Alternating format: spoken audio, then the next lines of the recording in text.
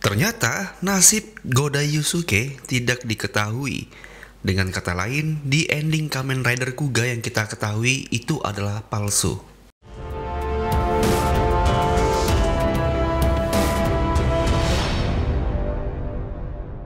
Assalamualaikum warahmatullahi wabarakatuh. Selamat datang kembali di channel Umumkan. Selain review action figure, kita akan membahas hal-hal yang unik di dunia tokusatsu. Nah, di video kali ini saya akan membahas tentang novel Kamen Rider Kuga. Sebelumnya, kita sudah pernah membahas tentang novel Kamen Rider Kuga, cuman di video kemarin tidak begitu detail. Bahkan ada beberapa yang ternyata melenceng. Nah, di akhir tahun 2023 kemarin, saya menemukan dua link untuk membaca novel Kamen Rider Kuga. Satunya terjemahan bahasa Vietnam dan belum tamat, satunya terjemahan bahasa Inggris dan isinya sama seperti yang di Vietnam tadi. Cuman yang versi Inggris ini sudah tamat, dimana cukup membuat saya menjadi shock dan cukup kaget lah. Lebay. Tapi seriusan, saya kaget setelah membaca endingnya. Sampai-sampai saya memesan novel Kuga langsung di Jepang. Dan semoga bisa sampai secepatnya ya, biar bisa tahu nih kira-kira endingnya beneran nggak kayak yang saya baca ini. Yang mau baca link ada di deskripsi di part terakhir nanti ya. Jadi ini baru part pertamanya ya, karena ini panjang banget dan saya rangkum sesimpel mungkin agar tidak bosan aja. Yang pastinya video ini bukanlah video alur cerita, jadi jangan di skip-skip ya, biar nanti nggak bingung. Oke, kita mulai pembahasan novel Kamen Rider Kuga. Bab pertama, blank atau kosong. Latar belakang dari novel Kamen Rider Kuga ini adalah lanjutan dari serialnya, dan ini adalah canon, di mana 13 tahun yang lalu, tahun 2000, terdapat pertarungan Ultimate Kuga melawan Endagu Bazeba. Setelah memenangkan pertempuran tersebut, Godai pergi berpetualangan ke dunia luar. Nah, novel ini 13 tahun setelah itu, berarti tahun 2012 atau tahun 2013. Dalam novel ini juga dijelaskan nasib Godai Yusuke yang sebenarnya. Dan di dalam novel ini kebanyakan flashback, dan ceritanya cukup serius karena ada unsur detektif dan juga polisinya. Untuk pertarungannya ini sedikit banget. Oke, kita mulai ya. Pertama, event acara pernikahan. Pada cerita awalnya, Ichijo menghadiri pernikahan Tsuyoshi Sakurai dan Nozami Sasayama. Mereka bertiga termasuk Ichijo pernah bekerja sama sebagai anggota polisi yang terlibat investigasi urusan terkait makhluk tidak dikenal di 13 tahun yang lalu. Nah, dalam upacara ini juga ada Sugita. Oke, saya rangkum. Ichijo sekarang bekerja di Departemen Luar Negeri nomor 3, Kementerian Keamanan Publik. 13 tahun yang lalu, setelah kasus yang melibatkan makhluk tidak dikenal selesai, Ichijo kembali ke Departemen Kepolisian Metropolitan Tokyo dari Departemen Nagano dan menjadi kepala bagian 1. Beberapa tahun kemudian, ia dipindahkan ke Departemen Anti Kejahatan Terorganisir. Kemudian pergi ke luar negeri untuk mempelajari terorisme anti internasional. Dia kembali ke Jepang dan menduduki posisi yang saat ini. Lalu ada Tsuyoshi Sakurai. Sekarang dia menjabat sebagai salah satu atasan di Departemen Kepolisian di Ikebukuro. Lalu ada Nozomi Sayama, menjabat sebagai kapten pasukan sepeda motor polisi wanita. Lalu ada Morimichi Sugita yang kini menjabat sebagai kepala badan reserse kriminal khusus. Nah, dalam acara pernikahan tersebut terdapat kursi kosong yang bertuliskan Godai Yusuke. 13 tahun lamanya Godai Yusuke tidak pernah pulang. Beberapa hari setelah hari pernikahan, Ichijo mengunjungi kafe Pole-Pole, kafe milik pamannya Godai. Tujuan Ichijo ke kafe Pole-Pole ini untuk mengantarkan hadiah pernikahan di acara sebelumnya tadi. Poin-poin penting di sini adalah yang pertama, paman Godai yaitu Kazari Tamasaburo masih ada dan masih hidup. Berikutnya ada Asahi Hanana yang dulu bekerja dengan paman Godai, sekarang sudah menjadi artis dan banyak muncul di serial televisi. Baru-baru ini dia menjadi pembawa acara kuliner di televisi. Berikutnya paman Godai mengenalkan Ichijo idolanya saat ini, yaitu adalah Rin-chan atau yang bernama Togi Berin, seorang penyanyi yang saat ini sedang naik daun. Oke, Togi Berin ini adalah karakter penting pada novel ini. Kita lanjut. Paman juga menceritakan idolanya yaitu Togi Berin. Dia adalah seorang penyanyi wanita yang sedang naik daun. yang menjadi terkenal dalam waktu 1-2 tahun dengan rambut bergelombang dan wajahnya yang baby face. Awal debutnya dia berprofesi sebagai model, lalu bergabung dengan grup idol bersama beberapa anggota idol yang terkenal. Namun, karena kemampuan menyanyinya dengan sangat cepat berkembang dan membuatnya semakin terkenal, akhirnya dia memutuskan untuk keluar dari grup idol tersebut dan melanjutkan solo karirnya. 2 tahun yang lalu, kita anggap saja tahun 2010, dia mengadakan acara yang bertajuk Deklarasi 10.000 Maid dan menjadi topik hangat di Jepang. Saat ini, Togi Berin akan mengadakan konser dengan skala 30.000 penonton dan tiketnya sudah dijual secara online dengan harga 300.000 yen dan semua tiketnya sudah terjual habis. Selain itu, Paman Godai juga menceritakan bahwa akhir-akhir ini banyak insiden kecelakaan di ruang oksigen yang digunakan untuk keluarga. Beberapa orang terkenal juga mengalami kecelakaan di ruang oksigen ini dan penyebab kecelakaan tersebut masih belum diketahui. Itu untuk cerita dari Togi Berin yang diceritakan oleh Paman Godai ke Ichijo-san. Berikutnya, Minori adiknya Godai sudah menikah dan baru melahirkan. Saat adiknya Godai melahirkan, Godai sendiri belum pernah menemuinya. Di akhir bab 1 ini dijelaskan bahwa nama anaknya Minori ini adalah Yunosuke, yang diambil dari nama kakaknya yaitu Godai Yusuke. Kita masuk ke bab yang kedua yang berjudul Illusion atau ilusi. Yang pertama, Ichijo dihubungi oleh Sugita untuk bertemu di suatu bar di stasiun Akihabara. Hal-hal yang terjadi di dalam bar yaitu Sugita memberikan dokumen berlabelkan rahasia kepada Ichijo-san. Hal pertama yang ditulis adalah daftar korban. Mereka terdaftar dalam urutan kronologi sesuai dengan kejadian kecelakaan. Satu hal yang sangat menarik Ichijo yaitu banyak angka 0. Semua kasusnya terjadi pada waktu yang banyak mengandung angka 0, seperti jam 6.00 atau jam 9.00. Terdapat grafik 24x7 di mana sumbu horizontal diisi oleh hari, sedangkan sumbu vertikal diisi oleh jam dan waktu. Di grafik tersebut, semua pola kejadian tidak tumpang tindih, maksudnya tidak berada di waktu yang sama. Semua kolom terisi seperti ingin dilengkapi, baik jam dan waktunya. Dengan kata lain, kasus ini seperti sebuah permainan. Ichijo melihat kata kunci yaitu sebuah permainan. Dia langsung berpikiran bahwa apakah ini ulah dari Gurongi. Tapi Gurongi sudah punah 13 tahun yang lalu. Melihat pola pembunuhan ini, Sugita mencurigai bahwa pelakunya adalah Gurongi. Makanya Sugita menghubungi si Ichijo ini. Kasus kematian ini berupa terjadinya error pada tabung oksigen keluarga. Tabung oksigen ini keluaran dari perusahaan manufaktur Nakaken Valves. Perusahaan Nakaken telah berevolusi dari sebuah pabrik kecil yang dikenal sebagai Nakata Workshop yang memiliki teknologi kelas atas.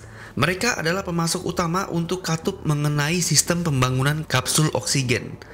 Dan dengan demikian kapsul oksigen, nama merek utamanya terdiri dari hampir seluruhnya milik perusahaan Nakaken. Menanggapi kasus kematian orang yang menggunakan tabung oksigen milik perusahaan Nakaken ini, pihak perusahaan Nakaken sebagai penyedia kapsul oksigen yang menyebabkan kecelakaan ini juga langsung diperiksa oleh kepolisian. Dan hasilnya tidak ada kerusakan atau keanehan yang ditemukan dalam penyelidikan ini. Presiden perusahaan Nakaken yaitu Koichi Nakata pertama kali dipanggil oleh polisi pada setengah tahun sebelum insiden ini terus-menerus terjadi. Dari hasil pemanggilan itu, Koichi Nakata memerintahkan penarikan untuk semua katup oksigen dan menawarkan pengganti unit yang lain secara gratis. Nah, 3 tahun yang lalu, Nakata menderita luka bakar ekstrim di wajahnya akibat kecelakaan lalu lintas dan menjalani operasi untuk memperbaiki luka-luka itu di wajahnya. Setelah itu, dia tampaknya menjadi bisu untuk sementara waktu, mungkin karena syok dari kecelakaan tadi. Selanjutnya, mayat presiden perusahaan Nakaken ditemukan sudah meninggal dalam kondisi yang sudah membusuk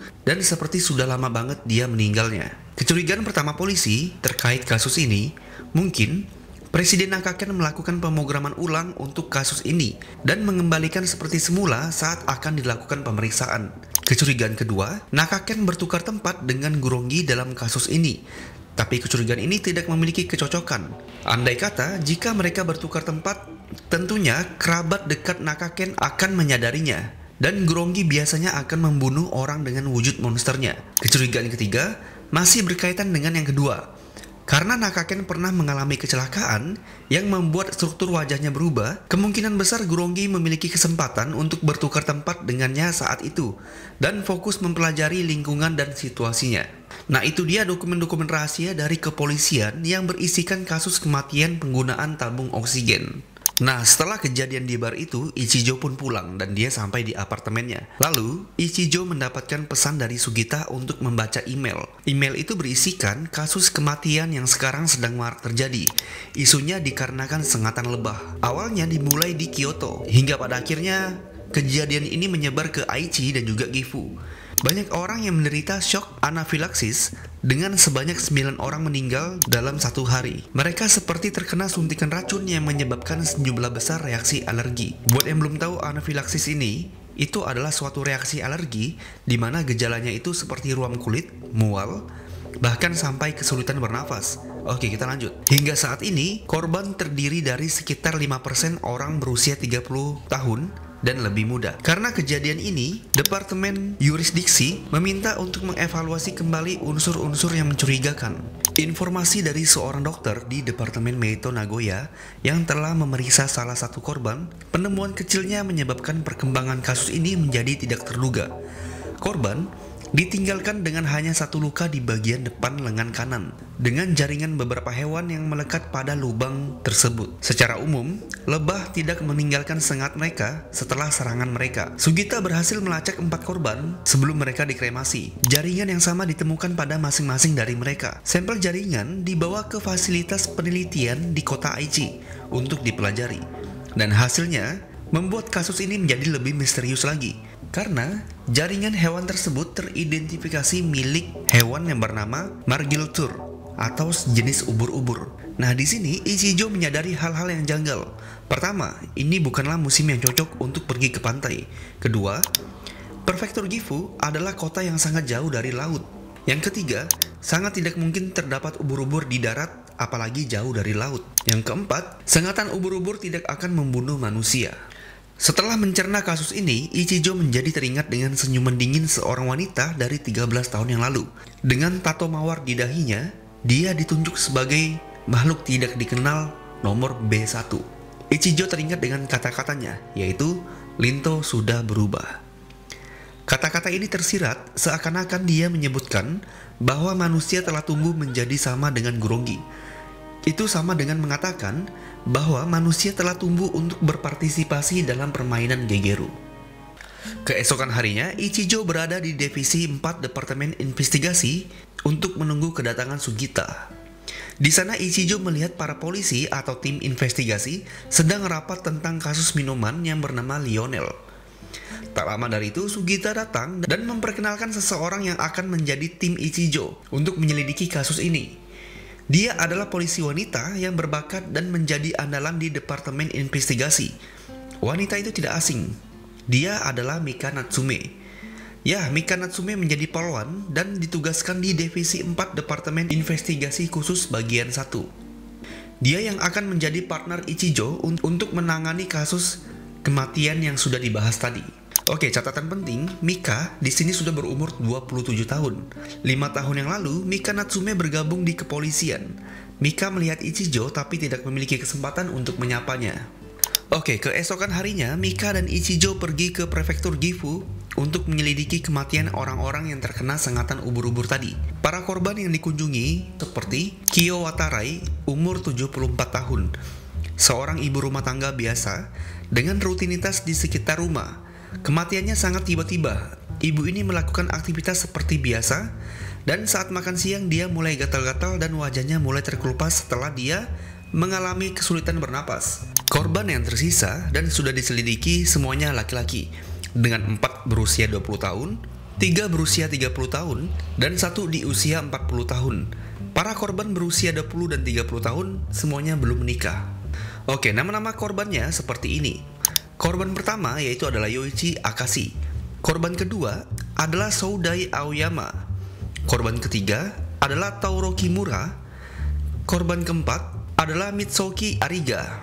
Korban kelima adalah Ryo Minowa. Korban keenam adalah Hiroki Toyama. Korban ketujuh adalah Akira Furubayashi. Korban ke-8 adalah Shingo Kusakabe, dan korban ke-9 adalah Kyo Watarai yang tadi sudah diselidiki oleh Mika dan juga Ichijo. Hasil investigasi di kamarnya ditemukan bahwa 8 korban ini memiliki satu kesamaan, yaitu mereka adalah penggemar penyanyi yang bernama Togi Berin, karena terdapat banyak poster yang tertempel di dinding dan juga CD dari penyanyi tersebut. Di ponsel para korban terdapat juga kesamaan, yaitu mereka memiliki gantungan handphone yang sama persis. Setelah diselidiki, ini adalah barang langka yang hanya bisa diterima oleh para anggota klub penggemar yang menghadiri acara jabat tangan oleh Togi Berin. Ichijo dan Mika menyelidiki hal ini lebih dalam lagi. Yang pertama, jika nama-nama korban diurutkan akan mengandung pola, yaitu merah, Aka, biru, Ao, dan kuning, Ki. Ini terjadi dalam urutan itu. Aka dalam Akashi, Ao ada di Aoyama, Ki ada di Kimura. Ini seperti lampu lalu lintas. Di Jepang, warna lampu lalu lintas berwarna merah, kuning, dan biru, bukan hijau ya. Nah, kita kaitkan lagi dengan Togi Berin. Single debut Rin Togibe yang berjudul Secret Signal memiliki lirik yang berbunyikan Red, Blue, Yellow. Jadi ketemu nih hubungan dari nama korban dan juga pola kematiannya. Setelah melakukan investigasi, pada malam harinya Mika menunjukkan layar smartphone ke arah Ichijo. Di sana terdapat satu foto yang buram, terdapat sosok makhluk dengan 2 tanduk emas, mata berwarna merah, dan tubuh berwarna putih. Itu seperti makhluk tidak dikenal nomor 2 atau kuga putih. Tentunya Ichijo kaget melihat hal ini. Itu adalah postingan yang tersebar di internet. Ichijo memperhatikan di dalam postingan tersebut waktu kapan foto itu diposting, sekitar tahun di mana Godai sudah tidak ada lagi. Lalu muncul makhluk tidak dikenal lainnya yang sudah dikalahkan oleh si kuga putih ini. Dan tentu saja semenjak itu Ichijo jadi kepikiran, apakah jangan-jangan Godai sudah kembali? Kenapa ada makhluk tidak dikenal nomor 2 atau kuga putih ini muncul di beberapa waktu sebelumnya? Bab ketiga, Amadam. Cerita dimulai langsung melompat saat Ichijo berada di tempat Dr. Tsubaki. Ada beberapa poin penting di tempat ini. Yang pertama, Ichijo dan Tsubaki ternyata mereka satu sekolahan di kampung dulu. Berikutnya, Ichijo meminta hasil otopsi resmi untuk Koichi Nakata secara diam-diam. Ini berhubungan dengan kecurigaannya atas keterlibatan Nakata dalam kasus kapsul oksigen. Berikutnya, Ichijo menunjukkan foto kuga putih kepada Tsubaki. Selanjutnya, Tsubaki mengatakan bahwa kuga putih tampaknya mewakili kebingungan dan ketidaktahuan atas tubuhnya, dan dia dianggap sebagai tahap tidak lengkap dari kuga merah. Berikutnya, Tsubaki mengatakan jika kuga putih itu adalah Godai, itu berarti kekuatannya telah melemah. Nah, berikutnya nih, ini poin yang sangat menarik dan bikin kaget serta geleng-geleng kepala. Yaitu, Tsubaki kembali mengatakan ke Ichijo, 13 tahun yang lalu, Ichijo datang menemuinya dan menceritakan bahwa Godai sudah mengalahkan nomor 0. Dia terluka parah dari pertempuran itu. Tetapi Godai secara ajaib pulih karena kekuatan Amadam. Dia kemudian pergi untuk berpetualangan, dan Godai mengucapkan selamat tinggal hanya kepada Ichijo, bersamaan dengan memberitahukan untuk mengucapkan selamat tinggal kepada yang lainnya. Nah, si Tsubaki mencoba mengkonfirmasi kembali pernyataan Ichijo di 13 tahun yang lalu. Tsubaki mengatakan, itu bohong kan? Tsubaki mengunci Ichijo dengan tatapan tajam, dan Ichijo menatap kembali tanpa gentar. Saya ingat saya ada mengajukan pertanyaan kepada Anda saat itu. Apa menurutmu Godai sedang tersenyum sekarang? Tapi kamu hanya melihat keluar jendela ke langit biru dengan ekspresi rumitmu dan mengabaikan pertanyaanku, ujar Tsubaki. Ichijo mengeluarkan ingatannya yang berat dan mulai merincikan masa lalunya kepada Tsubaki. Kenangan tentang apa yang terjadi pada badai salju tersebut. Sesaat sebelum melawan Daguva, Godai meminta Ichijo untuk menembak batu amadamnya jika dia kehilangan kendali. Ichijo harus membuatnya beristirahat dengan menembakkan peluru yang menghancurkan saraf ke area tersebut. Dan Ichijo mau gak mau harus siap untuk menarik pelatuknya jika saatnya tiba. Yusuke Godai pun melakukan transformasi dan berubah menjadi kuga hitam, lalu menghilang ke dalam badai salju. Itu hanya sesaat, tapi Ichijo, dia melihat sekilas matanya berwarna merah. Itu adalah bukti bahwa Godai telah menang atas kegelapan dan mempertahankan kewarasannya. Di sini Ichijo merasa lega, tapi merasa takut akan sesuatu. Terlepas dari kebaikan hati yang dimiliki Godai, dia harus dipaksa untuk melakukan pertarungan terakhir. Ichijo berlari mengejar Godai. Saat sampai tujuan, dia melihat dua tubuh tergeletak. Itu adalah nomor 0 dan juga Godai. Ichijo langsung berlari menghampiri Godai. Yusuke Godai telah menjadi dirinya sendiri sampai akhir. Dalam badai salju yang mengaburkan itu, nomor 0 dikalahkan dan tenggelam ke dalam salju. Saat Ichijo berteriak dengan sekuat tenaga, hembusan angin tiba-tiba semakin kuat dan salju menghalangi penglihatannya. Setelah akhirnya dia mencapai ke TKP, ia menemukan mayat nomor 0 tertutup salju, bersama dengan Godai yang sudah tidak terlihat lagi. Ichijo mati-matian menyekop salju di area tersebut, tapi badai salju telah menghapus jejaknya Godai Yusuke. Kemana dia bisa pergi? Pada akhirnya, Ichijo tidak dapat menemukannya. Godai menghilang dari tempat kejadian tersebut. Nah, jadi intinya, setelah pertarungan berakhir, si Ichijo kan langsung bergegas menghampiri si Godai yang sudah terkapar tadi kan. Nah, pas Ichijo sudah sampai, dia hanya menemukan mayat nomor 0. Sedangkan tubuh Godai yang tadi ada di situ tiba-tiba menghilang. Digali-galilah sama si Ichijo ini nih. Lalu dicari di sekelilingnya, tetap aja dia tidak menemukan Godai Yusuke. Godai di sini benar-benar menghilang tanpa jejak. Berhari-hari Ichijo mencari mayat lainnya di area tersebut dan tidak ketemu sama sekali. Kemana Godai pergi setelah pertarungan itu? Kenapa dia pergi begitu saja meninggalkan Ichijo dan teman-temannya? Setelah itu, Ichijo selalu bermimpi hal yang sama. Mimpinya adalah sebuah pantai putih bersih, langit biru, dan ombak yang bergulung. Ada anak-anak yang bermain satu sama lainnya. Sesuatu yang tidak terduga terjadi kepada mereka, yang mengakibatkan mereka berkelahi satu sama lainnya. Lalu, muncul seorang pemuda yang berlari dengan riangnya dengan ranselnya dan mulai bermain juggling bola untuk mereka. Keahliannya akan sangat mengesankan anak-anak kecil ini, sehingga senyuman mulai perlahan tumbuh di antara mereka. Setelah melihat hal itu, dia langsung mengoper bolanya kepada anak-anak dan mengacungkan jempol dengan senyuman yang luar biasa sebelum dia berangkat untuk melanjutkan perjalanannya. Itu adalah mimpi yang selalu terulang dalam tidur Ichijo. Boom. Jadi selama ini, khususnya setelah saya baca novel ini, 24 tahun cuy, baru tahu kalau ending yang itu cuma mimpi doang. Jadi kemana nih Godai yang asli nih? Ya kan, ini benar-benar mind blowing banget sih. Iya, karena kita kira Godai berpetualangan dan pergi menghilang gitu saja. Ternyata Godai menghilang setelah melawan Dagu Bazeba. Dan ending yang di pantai itu adalah ending palsu yang ternyata cuma mimpi dari si Ichijo tadi. Gila gak tuh? Kemana Godai ini? Masih menjadi misteri banget pokoknya. Kenapa Godai pergi begitu saja? Tentunya ini membuat Ichijo menjadi terbebani selama 13 tahun lamanya. Dan yang bikin kaget adalah ending ini sih. Aduh gila sih. Gimana teman-teman? Apa ada yang selebay saya saat membaca ini? Gimana menurut teman-teman? Saya benar-benar kaget loh. Nah mungkin part pertama sampai sini dulu karena ini panjang banget dan masih berlanjut untuk bab 3 ini. Tapi akan saya akhiri dengan cepat dan dengan ringkas. Video part kedua nggak akan jauh dari part pertama ini. Makanya dukung saya dengan cara subscribe agar saya bisa lebih semangat lagi dan bisa lebih giat lagi dalam membuat konten. Kalau teman-teman ramai tentunya itu menjadi motivasi buat saya teman-teman. Oke, jadi saya mohon bantuannya untuk subscribe channel ini ya, agar saya bisa lebih berkembang lagi. Dan saya akhiri dulu video part pertama novel Kuga ini. Kita akan lanjut ke part kedua sampai selesai. Oke, saya akhiri videonya. Wassalamualaikum warahmatullahi wabarakatuh. Sampai jumpa.